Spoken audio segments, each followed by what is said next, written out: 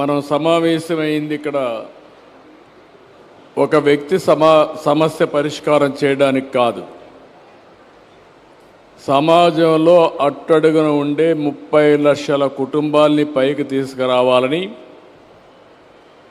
అందులో ఎవరైతే ఇప్పటికి సమాజం వల్ల పైకి వచ్చిన వాళ్ళని మీరు చూస్తున్నారు. మొన్నటి వరకు కృష్ణారెడ్డి గారు ఇక్కడే ఉన్నారు. ఈ జిల్లా ఆయన పక్క జిల్లా కృష్ణా జిల్లా. అనిల్ గారిది అయితే ఈస్ట్ గోదావరి జిల్లా. ఏదే కృష్ణా మచిలీపట్నం దగ్గర, వారు కూడా మచిలీపట్నం దగ్గరనే. వీళ్ళిద్దరిని చూస్తే స్వయం శక్తితో పైకి వచ్చారు, వాళ్ళ కష్టార్జితో పైకి వచ్చారు. ఈరోజు వాళ్ళంతా కూడా పెద్ద పెద్ద ఇండస్ట్రీస్ పెట్టి ఒక స్థాయికి రీచ్ అయ్యారు.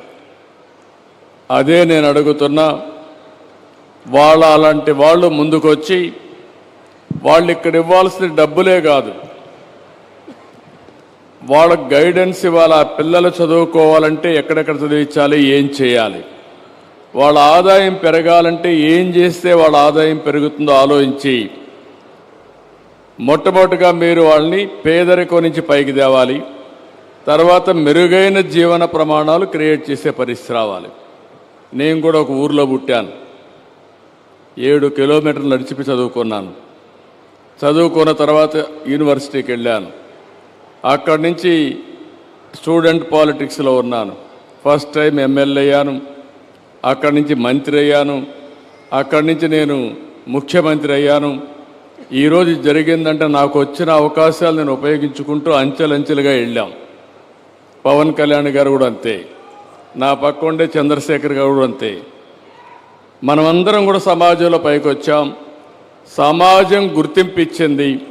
తిరిగి సమాజానికి ఇవ్వవలసిన బాధ్యత మనందరిపైన ఉంది. ఆ మెసేజ్ ఇవ్వడానికి ఇప్పుడు కూర్చున్నాం. అందుకే వాళ్ళని బంగారు కుటుంబాలు అన్నాం, మిమ్మల్ని మార్గదర్శులు అన్నాం. ఏదో ఒక 10 రూపాయలు ఇచ్చి ఒకసారి పిల్లలు చదివించడానికే కాదు, వాళ్ళని కంటిన్యూగా హ్యాండ్ హోల్డ్ చేయడం, సహాయం చేయడం, వాళ్ళకి సరైన సమయంలో సరైన సలహా ఇవ్వడం, ఇవన్నీ చేయాల్సిన అవసరం ఉంది. ఈ కాన్సెప్ట్ మళ్ళా ఒకసారి మాట్లాడదాం. మీరు ఆలోచించి మీ ఉపన్యాసాల్లో మీరు చెప్పినప్పుడు మీ మైక్ ఇస్తాం, మీరు కూడా చెప్పండి. నా ఉద్దేశం ఒకటి, సమాజం వల్ల పైకొచ్చిన వాళ్ళు మీరు కూడా పేరు కోసం మళ్ళా సమాజానికి తిరిగి ఇవ్వాల్సిన అవసరం వచ్చింది. అది చేయాల్సిందిగా మనస్ఫూర్తి కోరుకోండి. ఇప్పుడే మీకు మైక్ ఇస్తాను, మీరు మాట్లాడదురు. నమస్కారం, మీరు చెప్పండి బ్రదర్. రెండో కుటుంబం ఇమాన్యుయల్ కుటుంబం, భవన నిర్మాణ కార్మికుడు. నా పేరు